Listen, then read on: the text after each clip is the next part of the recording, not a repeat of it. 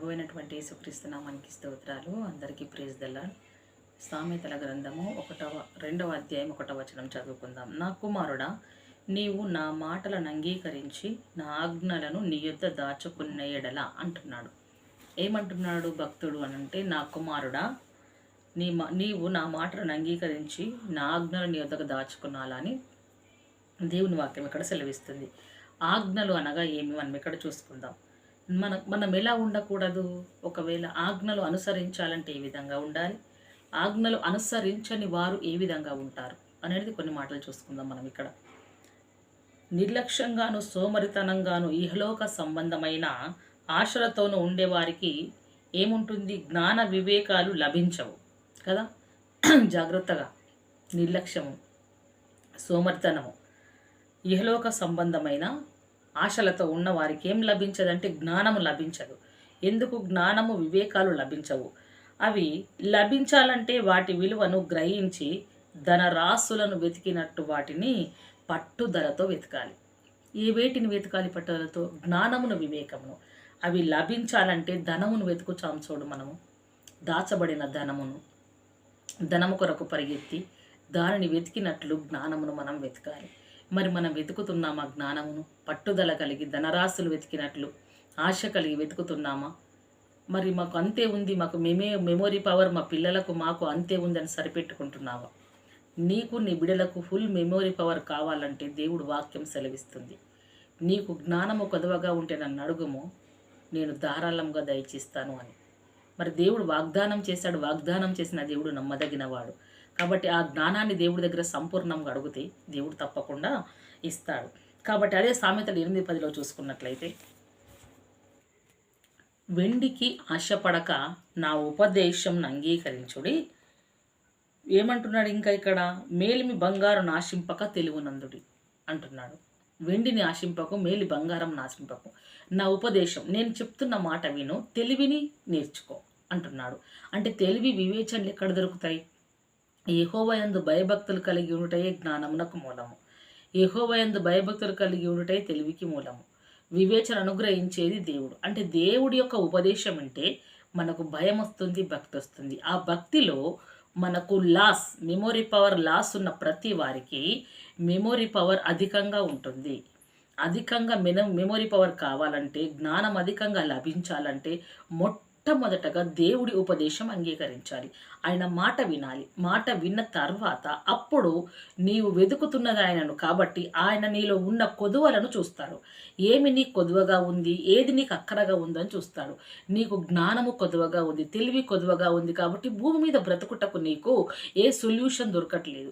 కాబట్టి ఆ సొల్యూషన్ అంతా నీకు దొరకాలి అంటే మొట్టమొదటిగా నీకు జ్ఞానం లభించాలి, నీకు తెలివి లభించాలి. అప్పుడు నీవు దేవుడి యందు భయభక్తులు నిలిపిన దాన్ని బట్టి నీలో ఉన్న కొదువను దేవుడు సమృద్ధిగా తీస్తాడు. ఏం కొదువ ఉంది? జ్ఞానము కొదువగా ఉంది, సమృద్ధిగా ఇస్తాడు. తెలివి కొదువగా ఉంది.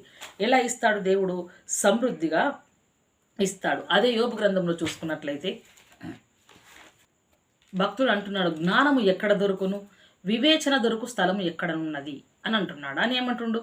నరులు దాని విలువను ఎరుగరు, ప్రాణులున్న దేశంలో అది దొరకదు. హల్లెలూయా. జ్ఞానం ఎక్కడ దొరుకుతుంది, వివేచన ఎక్కడ దొరుకుతుంది అన్నాడు యోగ భక్తుడు. అని ఏమన్నాడు? దాని విలువ మనుషులు ఎరుగారు, అది నరులు ఉన్న లోకంలో దొరకదు అంటున్నాడు. ఎక్కడ దొరుకుతుంది అంటే ఆగాధం అది నాలోనే లేదను, ఆగాధ జలములకు లోకంలోకి వెళ్ళి లేదంటుంది, సముద్రము నా యొద్ద లేదంటుంది, సువర్ణము దానికి సాటి అయినది కాదు. దేనికి సువర్ణము సాటి అయినది కాదు? జ్ఞానముకు. ఎందుకు నాకు కాదు అని అంటే, ఉపాయము ఉన్నవాడు ఎప్పుడు ఉపాసం ఉండడు అంటాడు కదా. గ్రహింపు జ్ఞానము కలిగిన వాడు ఆపద అచ్చుట చూసి తప్పించుకుంటాడు. డబ్బు తప్పించది, సువర్ణము తప్పించది, బంగారము తప్పించది, వెండి తప్పించది. ఇక్కడ అంటున్నాడు, దాని విలువ కొరకై వెండి తూచరాదు, జ్ఞానము కంటే వెండి తూచరాదు. ఎందుకంటే బైబిల్ సెలవిస్తుంది ఏమనంటే, నీకున్నదంతా నువ్వు తెలివిని సంపాదించుకో, నీకున్నదంతా మీ జ్ఞానమును సంపాదించుకో. జ్ఞానము గనక ఉంటే ప్రపంచాన్ని జయిస్తావు. జ్ఞానము గనక ఉంటే నీ పేదరికాన్ని ఓడగొడతావు. జ్ఞానము గనక ఉంటే నీవెందులో పడిపోయావు అందులో ఉన్నత స్థితిలో లేస్తావు. నీవు జ్ఞానమును అడగడం నేర్చుకో. దేవుడి యందు భయభక్తులు కలిగి ఉండడం నేర్చుకో. వివేచన నేర్చుకో. నీకు లోకంలో ఎక్కడ దొరకదు. నీకు ధననిధులను సంపాదించుకొని ధనము నీకు కోట్లు దేవుడి రాత్రికి ఇచ్చినను నీకు జ్ఞానము రాదు. ఆ కోట్లు కాపాడే జ్ఞానము నీకు లేదు. నీకు రాదు కాబట్టి చిల్లి పెంకలు వెళ్ళిపోయినట్లు వెళ్ళిపోతాయి.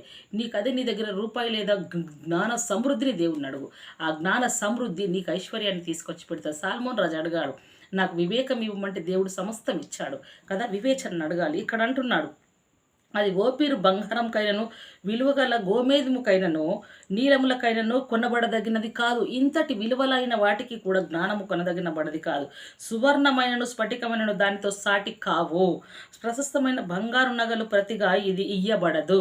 ఎందుకు ఇయ్యబడదంటే పగడముల పేరు ముత్యముల పేరు దాని ఎదుట ఎత్తనే కూడదు.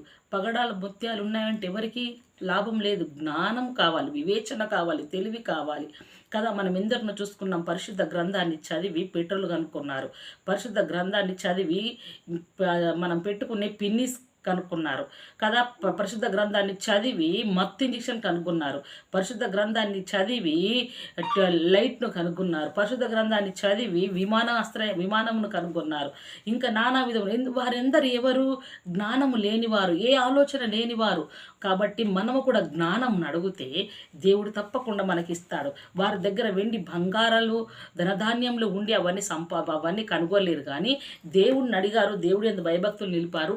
దానిని బట్టి వారికి జ్ఞానం అనుగ్రహించబడింది. ఆ జ్ఞానాన్ని బట్టి వారు ఉన్నత స్థితిలో ఉండగలిగారు. కాబట్టి నీకు కావాలా జ్ఞానం? పరిశుద్ధ గ్రంథాన్ని చదువు. నీకు కావాలా జ్ఞానం? దేవుడి యందు భయభక్తులు నిలుపు. నీకు కావాలా ఉన్నత స్థితి? దేవుడి యందు భయభక్తులు ఉన్న జ్ఞానమును నీవు అడుగు.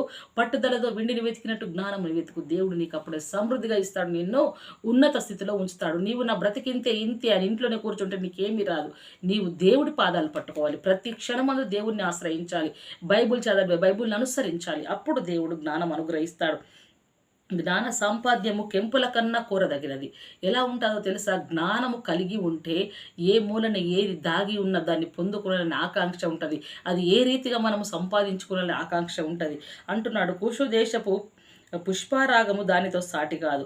శుద్ధ సువర్ణము కొనబడినది కాదు. అట్టిది ఎక్కడైనాను వచ్చునా అని ఇక్కడ పూర్తిగా చూసుకున్నట్లయితే ప్రతీది ఇక్కడ అంటున్నాడు అని అంటాడు. మరియు యెహోవా యందు భయభక్తులే జ్ఞానములకు మూలమనియు దుష్టత్వము విడుచుటయే నరులకు వివేచనను దేవుడు సెలవిచ్చాడని వాక్యం సెలవిస్తుంది. దుష్టత్వము తొలగించుకున్నప్పుడే జ్ఞాన వివేకములు మనకు లభించనై ఉంటాయి. అదేవిధంగా చూసుకున్నట్లయితే కీర్తనలో చూసుకుందాం.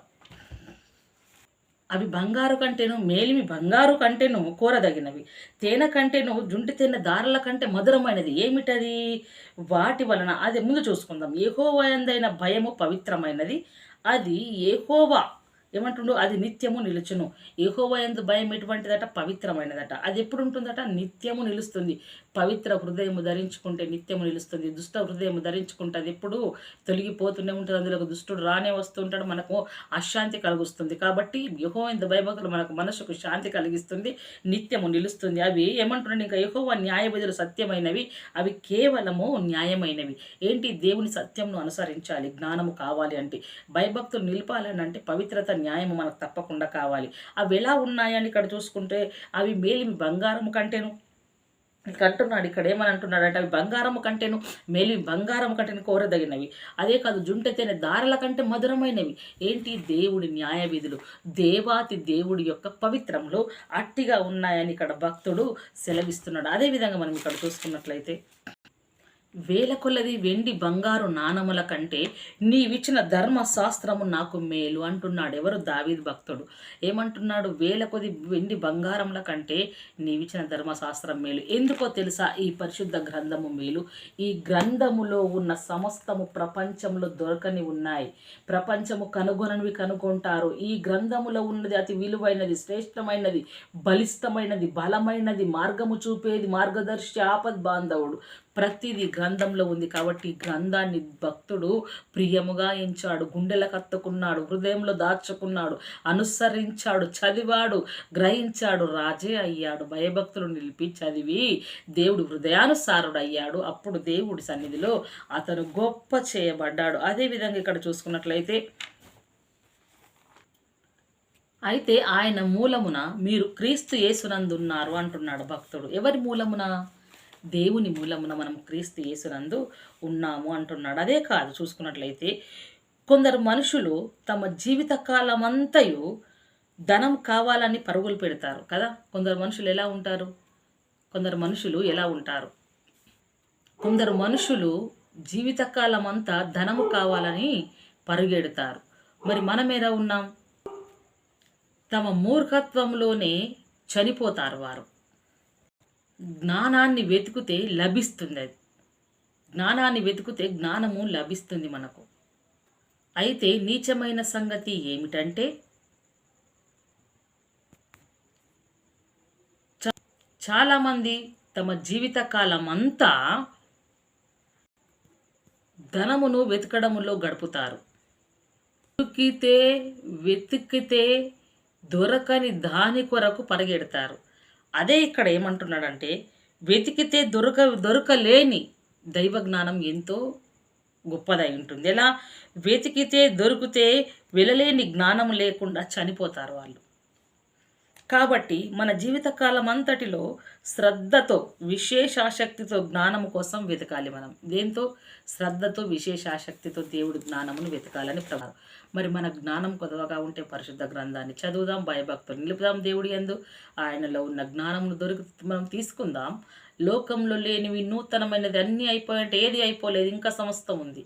ఆయన ఇస్తాడు, అడిగి పొందుకుందాం. ఇటు మాటలు మన ఆత్మలను దేవుడి దీవించి ఆశీర్వదించి ఫలింపజేయునుగాక. ఆమేన్. Praise the lord.